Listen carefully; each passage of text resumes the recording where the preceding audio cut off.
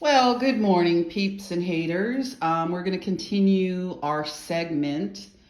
I'd like to be on camera, but of course, I look like absolute hell from being burned all night on my face, my anus, on my breasts, my vagina. I've had diarrhea. I've been vomiting. And I'm still trying to find a safe place to live. But we'll put that aside. And of course, it continues to smell like gas in here because I don't believe this stove is working. The smoke alarm up here needs to be repaired, but I'd like to continue this discussion. I've posted some stuff to my community page addressing the sexual abuse in the special needs community. Once again, noted that my ex-sister-in-law is a special needs teacher, knowing perfectly well that I have family members that are special needs. So I'm going to continue in this vein with the videos I have posted. I'd like to address one thing too, an individual who's an alumni of Plattsburgh, where these individuals attended, my sister-in-law, my brother-in-law, and other individuals that I won't name in this video because I don't want to get off tangent. One of your notable alumni is running for political office once again after serving time in a federal prison, registered as a sex offender, and other nefarious stuff related to his case, Mr. Weiner. Make note of that for, people that attended Plattsburgh while they continue to trash the colleges that I attended.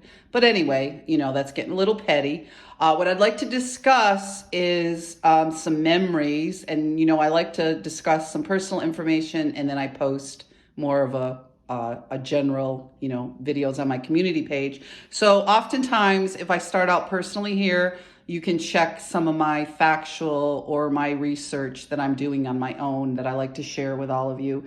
So right now we're going in the direction of special needs because I do have special needs individuals in my family that continue to be persuaded to say things, to lie, to be exploited in ways instead of being protected. They are mostly adults, but there are children now because these special needs individuals have also had children and grandchildren who I am speaking out for at this point.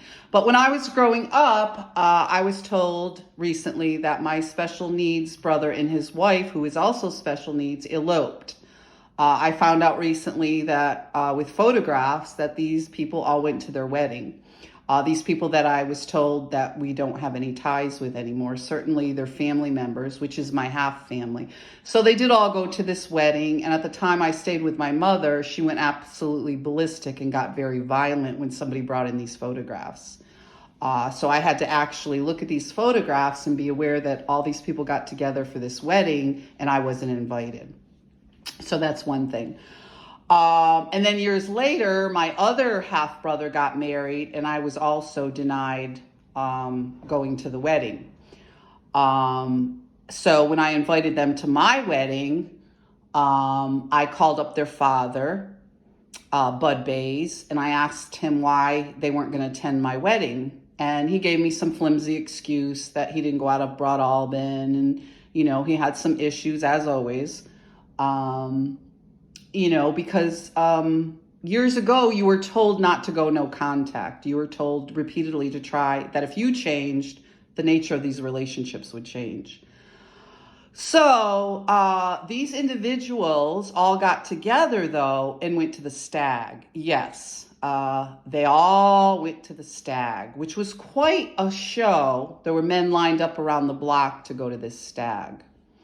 So we're going to address some of that, and we're going to also address the fact that propaganda continues to, and also the media continues to suggest to us that children have sex with adults.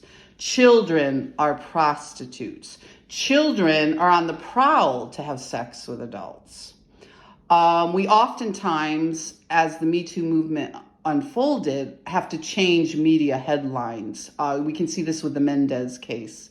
They often, when they interrogated these little boys after being brutally sexually abused, the language was, And I remember one that was pretty heinous. When you were having sex with your father, when you were having sex with your father. This was just in 1996 when I got married.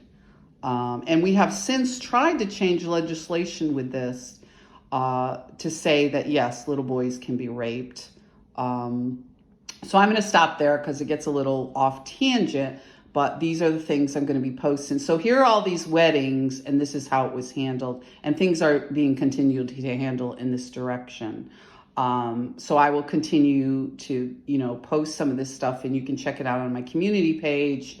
And we will continue as we go forward to talk about some of the support and the services and the respect and the consideration that victims need in Amsterdam, New York, because I personally don't think that that's the case. And as I sit here wondering where I'm going to live once again, these individuals continue.